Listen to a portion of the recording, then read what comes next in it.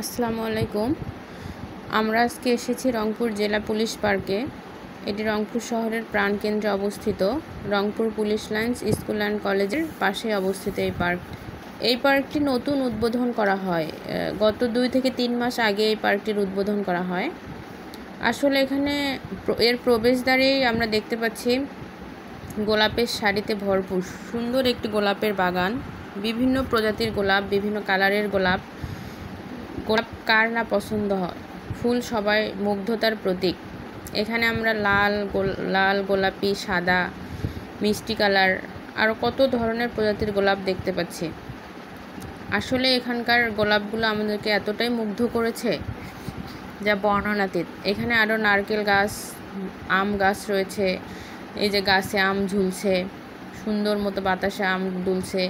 এখানে রয়েছে একটি ঘাট বাঁধানো পুকুরের 2 সারিতে বসার জায়গা। পুকুরের সিঁড়ি বেয়ে আমরা নিচের দিকে নেমে যেতে পারি, নেমে পুকুরের সৌন্দর্য উপভোগ করতে পারি।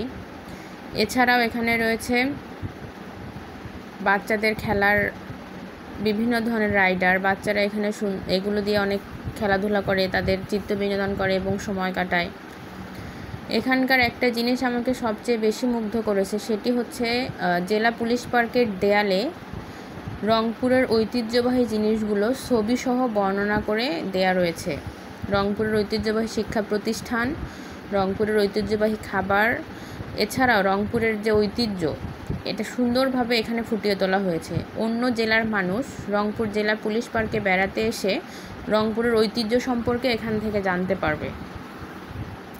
রংপুরের ঐতিহ্যবাহী শিক্ষা প্রতিষ্ঠান কারমাইকেল কলেজ, দর্শনীয় স্থান তাজহাট জমিদার বাড়ি, রংপুরের ঐতিহ্যবাহী খাবারগুলো এখানে অনেক সুন্দরভাবে ফুটিয়ে তোলা হয়েছে। এই জিনিসটা এখানে আসলেই অনেক প্রশংসার দাবিদার। এখানে রয়েছে সুন্দর একটি পুকুরের পানির পরিমাণ অনেক কম, কিন্তু পুকুরের সৌন্দর্যটা অনেক সুন্দর। আমাদের সবারই চিত্ত বিনোদনের প্রয়োজন রয়েছে। আমাদের মনকে রিফ্রেশমেন্টের জন্য সবার একটু ঘোরাঘুরি করা উচিত। এই জায়গাগুলোতে যদি আমরা আসি, তাহলে আমাদের ব্যস্ত জীবনের একঘেয়েমিটা কেটে যাবে। আমরা আমাদের মনকে প্রফুল্ল করতে পারবো। আমাদের সবার মাঝে মাঝে এরকম চিত্ত বিনোদন জায়গাগুলোতে ঘুরে দেখা উচিত।